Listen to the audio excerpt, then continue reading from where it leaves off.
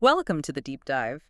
Today, we're jumping straight into, well, one of those SEC matchups that just has everything. It's college football drama at its best. Absolutely. We're talking Tuscaloosa, October 4th, 2025. Mhm. You've got Nope 10, Alabama, sitting at 4-1, facing off against Nope 16, Vanderbilt, undefeated at 5-0. And this wasn't just any game. ESPN College Game Day was there. The whole atmosphere was electric. Oh, yeah, massive stage.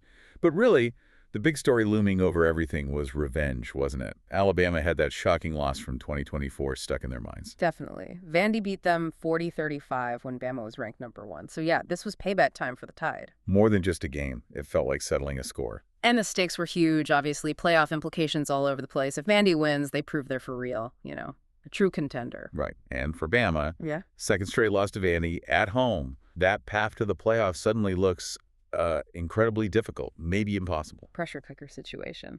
Plus, we had this amazing quarterback battle brewing, kind of a mini Heisman showdown, right? Exactly.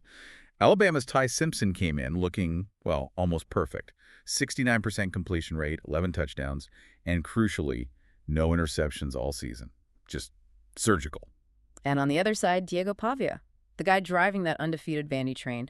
What was interesting about him, was being a top 10 passer without relying heavily on play action. Yeah, that speaks volumes about his arm talent, his ability to just read defenses straight up. So everyone was thinking, okay, today's the day one of these guys really steps forward in that Heisman race. But that's not quite how the story played out, especially after halftime. Our mission today really is to figure out how a game that was tied 14-14, super tight, just completely fell apart for one team. Yeah, how did it become this decisive 30-14 win for Alabama?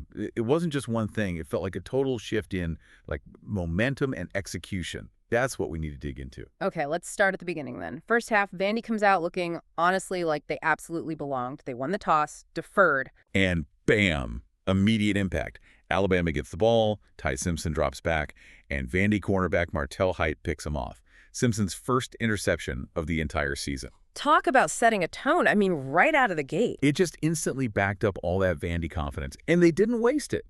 Cedric Alexander, their running back, takes the handoff. And he's gone. 65 yards for a touchdown, just like that 7-0 Vandy. They looked completely unfazed by the Tuscaloosa crowd. That run, and Alexander in general, was the story of the first half for them.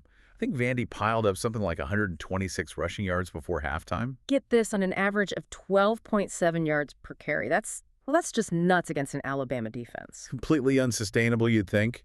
But they were doing it. Alexander even caught a little 4-yard pass for another TD later in the second quarter. That put Vandy up 14-7. That 12.7 average, though, it shows they were winning up front, consistently moving the chains, kept Bama off balance. But, and this is a big but, even with all that success, there were some serious warning signs for Vandy pretty early on. Yeah, that second drive, they looked unstoppable again, marching right down the field, got inside the Alabama 20, maybe threatening to go up 14-0. Right near the goal line. Oh. And then disaster. Pavia fumbles. Yeah. Alabama linebacker Justin Jefferson forces it. Tide recovers at their own 13. Oh, that was huge. Just a massive missed opportunity. You're right on the doorstep of potentially taking a 2-score lead, and you give it away.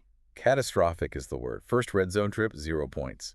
And think about the swing. Instead of maybe 14-0 or 10-0 Vandy, Alabama gets the ball back, breathes a sigh of relief. And they tie it up. Simpson hits Ryan Williams 7-7. That fumble completely changed the early complexion of the game, didn't it? Absolutely. If Vandy scores there, even a field goal, Yeah. the pressure mounts differently on Simpson and that Bama offense. Maybe they press a bit more. Instead, it felt like Bama kind of settled in after dodging that bullet, and then right before the half, they strike again. Yeah, classic Alabama timing. 2-minute warning hits. Simpson connects with Jeremy Bernard for a big 27-yard touchdown. So, boom, we go into halftime 14-14. Vandy's got to be feeling like they left points on the field, but still, it's anybody's game. Tide score, yeah. Okay. But then the second half started. Yeah. And it was just lights out for Vanderbilt. It really was. This is where the deep dive gets fascinating, I think. Total domination by Alabama after the break. They outscore Vandy 16-0 in those final 30 minutes. And that Vandy offense that looked so explosive in the first half, gone. Completely vanished. Remember that 12.7 yards per carry? Yeah.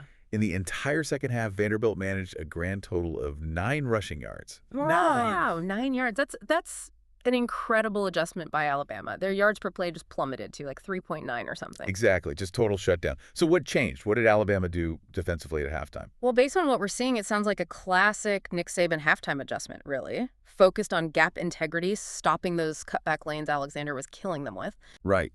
They seemed determined to force everything wide, make Vandy win on the edges where Bama's speed could take over. They weren't getting gashed up the middle anymore. And once they stuffed the run, it put all the pressure back on Pavia, right? Suddenly, it's third and long, obvious passing situations. And Vandy wasn't really built for that, despite Pavia's stats. They needed that run threat to make everything else work. Take that away.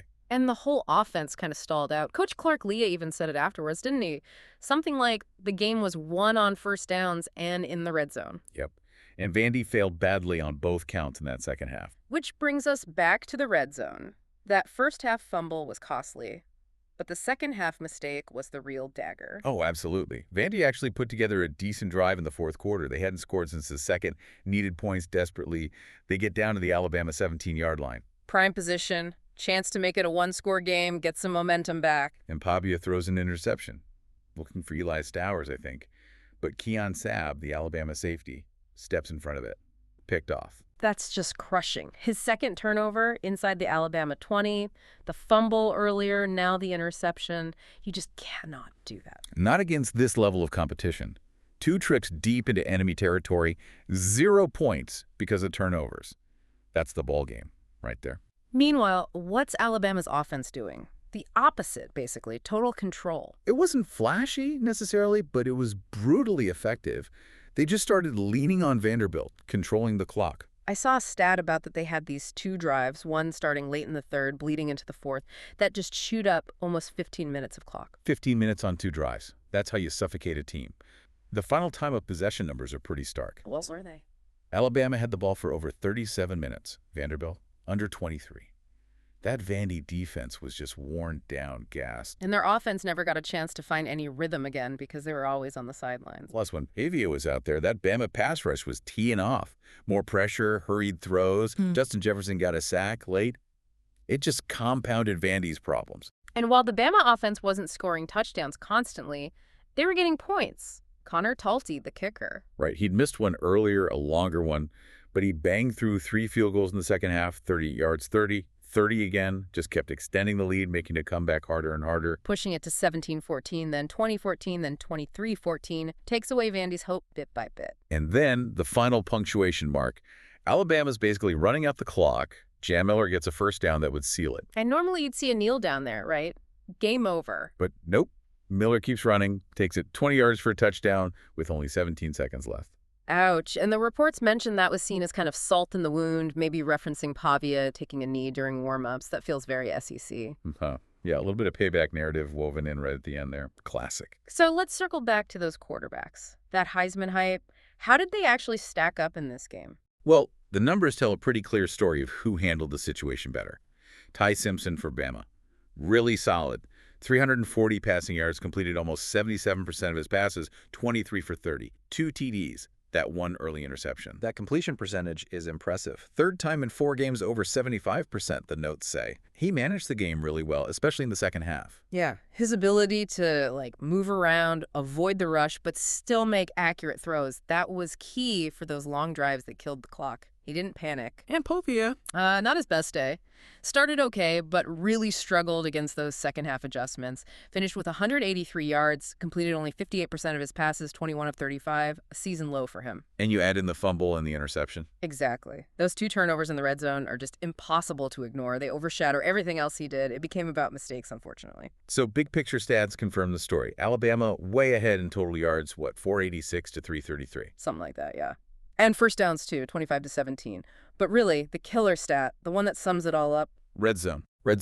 Alabama goes 4 for 4 on their trips inside the 20, getting points every time. Vanderbilt gets 2 huge chances down there and comes away with absolutely nothing because of those turnovers by Pavia. That's the difference. Execution under pressure? Couldn't say the better. That's what separated them on this day. Okay, so what's the fallout? For Alabama, this win, especially with teams like Penn State and Florida losing, has got to boost them, right? Oh, for sure. 2 straight wins against ranked teams. They look firmly back in control of their destiny, right back in the thick of the playoff race. Big momentum swing for them. And for Vandy, tough pill to swallow. Yeah, it's got to hurt. Yeah. They showed they can hang physically, especially with that run game early on. Yeah. But the lesson is clear. You need more consistency throwing the ball, and you absolutely must protect the football in scoring territory if you want to beat the elite SEC teams. 60 minutes, not 30. So looking ahead, Vandy gets a bye week, which they probably need after this. Then they host LSU, another tough one. Yep. And Alabama keeps rolling through the SEC gauntlet. They travel to Missouri next week, another ranked opponent on the road. No rest for them. All right, so wrapping this up, it leaves us with a pretty interesting thought, doesn't it? That whole Heisman angle we started with. Yeah, it shifted. It wasn't about who made the flashiest plays, was it? It became about who managed the game, avoided the critical errors, and executed when it mattered most. Simpson clearly won that battle today. So maybe the question for you, the listener, to chew on is this. In these huge, high-stakes SEC games, what really defines a championship contender? Is it the highlight reel plays, or is it that ruthless efficiency in managing the clock, protecting the ball, and executing perfectly when you get near the goal line? Something to think about as the season goes on. Who embodies that winning formula?